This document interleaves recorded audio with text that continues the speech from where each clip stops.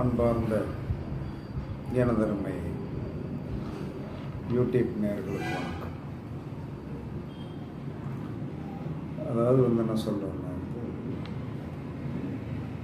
நாம் நினைத்த காரியம் அத்தனை நடக்கணும். இதற்கு ஏதாவது ஒரு சொல்யூஷன் இருக்கிறதா அப்படின்னா கண்டிப்பாக இருக்கிறது. ஆனால் செயல்படுத்த மட்டும் முடியாது. செயல்படுத்த யாராலே முடியாது. என்ன காரணம்னா, நம்ம அந்தளவுக்கு என்ன சொன்னோன்னா பொறுமையுள்ள மனிதர்களாக நமக்கு இருப்பதற்கு நம்ம இல்லை, கடவுள்லாம் பொறுமையாக நமக்கு எல்லாத்தையும் காலத்தை கொடுத்துருக்காரு. இந்த மாதிரி ஒரு நல்ல விஷயங்களை சொல்வதற்கு இறைவன் என்ன சொன்னான்னா ஆட்களை கொடுத்துருக்கும் போது, அப்போ என்ன சொன்னான்னா இயற்கை அன்னதானம் கொடுக்கிறது. இயற்கை ஏதோ ஒரு விதத்தில் கடவுள் நேரடியாக பேச முடியவில்லை என்று சொன்னாலும் மனித ரூபத்தில் நம்மளை யாரே ஒருத்தர் பேச வைக்கிறார். ஆனால் அந்த அன்னதானத்தை நம்ம ரசித்து புசித்து நன்றாக சாப்பிட முடிகிறதா என்று சொன்னால் இல்லை. அப்போ என்ன சொல்கிறான்னா உண்மையான செயல்பாடுகளும் இருக்குது, பெரிய மின்மினி பூச்சி மாதிரி செயல்பாடுகளும் இருக்கிறது. எதை நம்புறது அப்படின்னு மனுஷனுக்கு தெரியல. அது உங்கள் ஜாதகத்தில் குரு இருக்கிற அமைப்பை பொறுத்தளவில். அப்போ என்ன சொல்லலான்னா ஜோதிட சாஸ்திரத்தில் என்ன சொல்லலான்னா பிரதோஷம் என்பது திரையோதசி திதி தான் பிரதோஷம். வளர்பிறையில் ஒன்று வரும், தேய்பிறையில். ஆனால் நித்தமும் பிரதோஷம் உண்டு, 30 நாளும் பிரதோஷம் உண்டு. எப்படி? நாம் ஒவ்வொரு நாளும் மாலை 4:30 மணியிலிருந்து 6 மணி வரை உள்ள காலம் பிரதோஷ காலமே. பிரதோஷ காலம்தான். அந்த காலத்தில் என்ன சொன்னான்னா நம்மளுடைய முன்னோர்கள் நோய் நொடி இல்லாமல் வாழ்ந்ததற்கு காரணம், எப்பயுமே 4:30 மணியிலிருந்து 6 மணி வரை எந்த ஒரு மனிதனும் டீ காஃபி குடிக்கக்கூடாது, தண்ணி குடிக்கக்கூடாது, உணவு சாப்பிடக்கூடாது. இப்போ 4:30 to 6 தான் டீ டைமாக இருக்கிறது. எல்லோரும் வடை பஜ்ஜி சொச்சி எல்லாம் சாப்பிட்றாங்க. அந்த காலத்தில் இதெல்லாம் சாப்பிட மாட்டாங்க. அதனால் அவங்க நோய் இல்லாமல் வாழ்ந்தாங்க. அப்போ என்ன சொன்னாங்கன்னா இந்த காலத்துக்கு பெயர் என்ன தெரியுமா?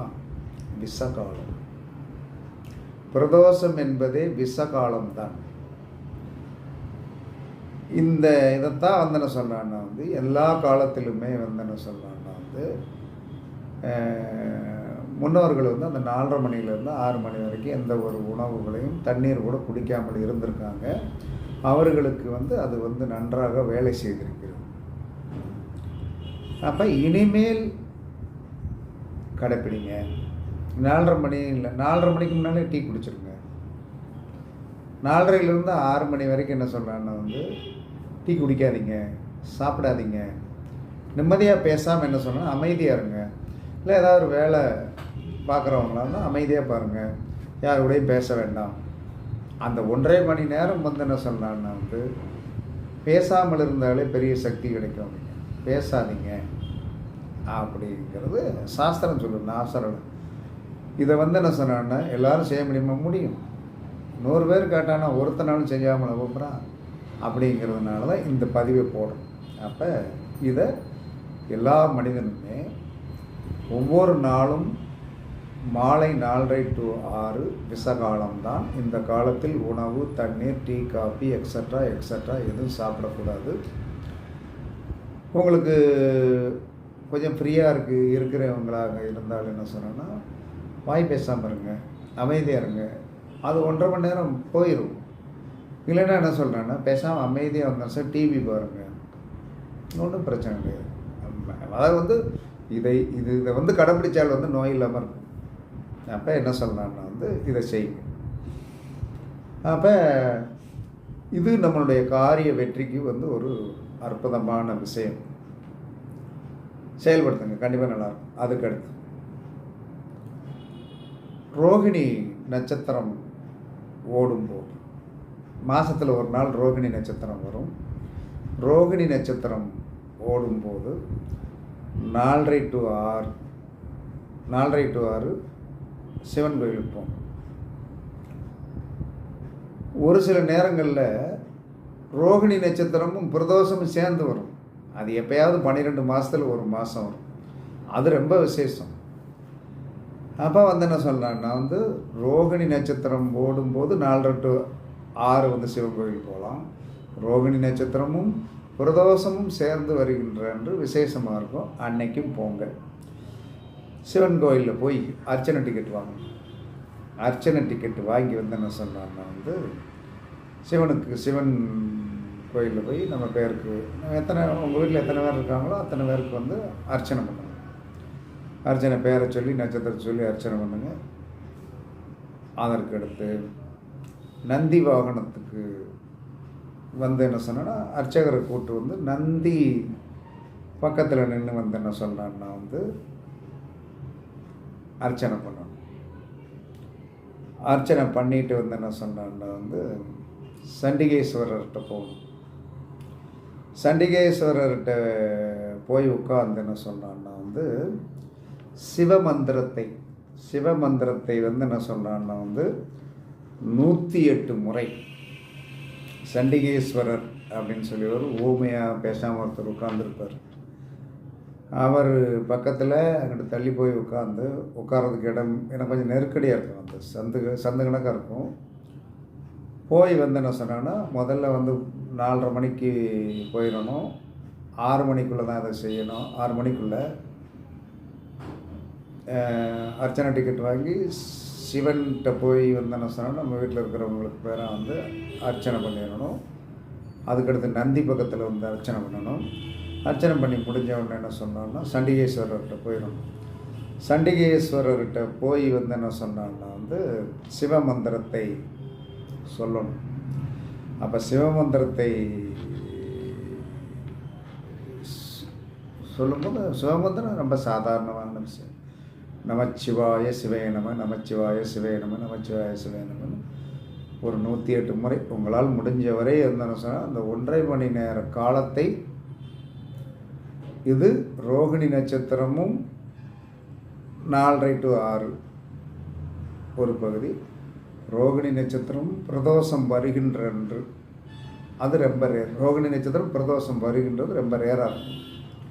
ஆனால் ரோகிணி நட்சத்திரமும் 4:30 to 6 நம்ம கோயிலுக்கு போகிறதுக்கு நமக்கு சந்தர்ப்பம் கிடைக்கும். நான் ஒவ்வொரு மாதம் ரோகிணி நட்சத்திரம் வரும் இல்லையா, இதை பஞ்சாங்கத்தில் குறித்து வைத்து கொண்டு 12 மாதங்கள் ஒரு மனிதன் ரோகிணி நட்சத்திரமும் அந்த நட்சத்திரம் ஓடிக்கொண்டிருக்கும் போது 4:30 to 6 அங்கே போய் சிவனுக்கு அர்ச்சனை பண்ணி நந்தி பக்கத்தில் அர்ச்சனை பண்ணிவிட்டு சண்டிகேஸ்வரர்கிட்ட போய் சிவமந்திரத்தை யார் ஒருவர் தொடர்ச்சியாக 12 மாதங்கள் செய்து முடிக்கிறார்களோ இவர்களுக்கு என்ன கிடைக்கும்னா திருமணமாகாத முதிர் கன்னிகள், திருமணமாக ஆகாத 40 வயசுக்கு மேலே இருக்கிறான், 40 வயசுக்கு மேலே இருக்கிறான், 41, 42 இருக்கிறான். இவங்களாம் என்ன சொல்லலான்னா நடக்கலை. அப்போ இவர்கள் இந்த 12 ரோகிணி நட்சத்திரமும் 4:30 to 6 அது ஒரு பிரதோஷ காலம்தான். இந்த காலத்தில் இதை நீங்கள் ரெகுலராக செய்து வந்தீர்கள் என்று சொன்னால் நீங்கள் என்ன கேட்டாலும் கிடைக்கும். வேண்டுதலே நம்ம என்னது ரோகிணி நட்சத்திரமும் ப்ளஸ் என்ன சொல்கிறேன்னா 4:30 to 6 அந்த காலம், அது என்ன கிழமையாக இருந்தாலும் சரி, அதை பற்றி பிரச்சனை கிடையாது. அதே சமயத்தில் ரோகிணி நட்சத்திரம் பிரதோஷமும் இந்த 12 மாதத்தில் ஒரு மாதத்தில் வரத்தான் செய்யும், வராமலாம் போகாது. அப்போ இதை யார் ஒரு முறையாக செய்கிறீர்களோ எங்கேயுமே போக வேண்டாம். ஒவ்வொருத்தரும் சொல்லுவான் அங்கே தஞ்சாவூர் போ, குங்குமோணம் போ, என்னத்தையே சொல்லுவோம். அதெல்லாம் சாத்தியக்கூறுகளா அப்படின்னா சாத்தியக்கூறுகள் தான். வசதியானவனுக்கு சாத்தியக்கூறு, வசதி இல்லாதவனுக்கு செட் பண்ண முடியாது, செட் பண்ண உறுதியாக முடியாது. அப்போ இது எல்லா மனிதர்களுக்கும் தங்களுடைய பிரச்சனைகளிலிருந்து விடுதலை கிடைப்பதற்கு ரோகிணி நட்சத்திரம் ப்ளஸ் பிரதோஷம் அல்லது ரோகிணி ப்ளஸ் 4:30 to 6 அந்த பிரதோஷ காலம். ஒவ்வொரு நாளும் வந்து 4:30 to 6 வந்து என்ன சொல்லணும்னா பிரதோஷ காலம்தான். இதை வந்து மறைக்கப்பட்டு விட்டது. அவ்வளோ இந்த காலத்தில் வந்து என்ன சொன்னான்னா வந்து என்ன செய்யணும், தண்ணீர் கூட குடிக்கக்கூடாது என்று சாஸ்திரம் சொல்கிறது. இருந்து செயல்படுத்தி பார்த்தீர்கள் என்று சொன்னால் என்ன யோகங்களை கேட்கிறீர்களோ அன்றைக்கி நீங்கள் மனசில் நினச்சிட்டு, உனக்கு நான் குழந்தை இல்லையா, 12 மாதம் நடங்க, 12 மாதத்துக்குள்ள குழந்தை கன்சீவ் ஆயிடும், கல்யாணம் நடக்கலையா, கல்யாணம் நடந்துடும், புருஷமடாடி பிரச்சனையா சரியாயிடும், வீடு மனை வந்து என்ன சொன்னால் வாங்கலையா வாங்கிடலாம். என்ன பிரச்சனைனாலும் இந்த ரோகிணி நட்சத்திரமும் 4:30 மணியும் கணக்கு பண்ணிக்கிடுங்க. ஒவ்வொரு மாதம் வந்து என்ன சொன்னால் வரும். இதை செயல்படுத்தினீர்கள் என்று சொன்னால் பெரிய பெரிய வெற்றியை குவிப்பதற்கு வந்து நான் சொன்ன இந்த விஷ காலமே அமிர்த காலமாக மாறி. அதில் என்ன பிரச்சனை இருக்கிறது என்று சொன்னால்,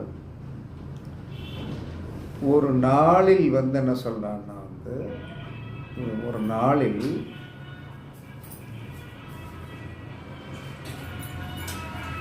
4:30 to 6 இதில் அரை மணி நேரம், கடைசி அரை மணி நேரம் அமிர்த காலம். இதே விடிய காலம் பிரம்ம முகூர்த்தம் 4:30 to 6 அமிர்த காலம். இதில் வந்து இந்த ரோகிணி நட்சத்திரம் வரும்போது உங்களுக்கு இந்த வழிபாடு செய்தீர்கள் என்று சொன்னால் நீங்கள் பெரிய வெற்றியை குவித்து வாழ்க்கையில் வந்து என்ன சொன்னாலும் வாழ்வாங்கு வாழ்வதற்கு இது ஜோதிடத்தில் வந்து மறைக்கப்பட்ட பெரிய ரகசிய விதி.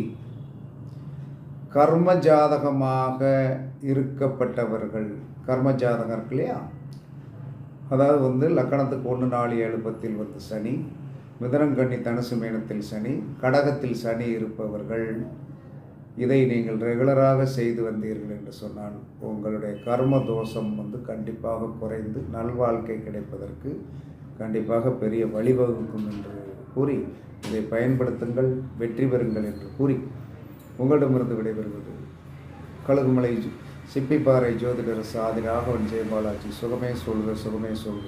வாழ்க வளமுடன், வாழ்க வளமுடன். வணக்கம், வணக்கம், வணக்கம், வணக்கம்.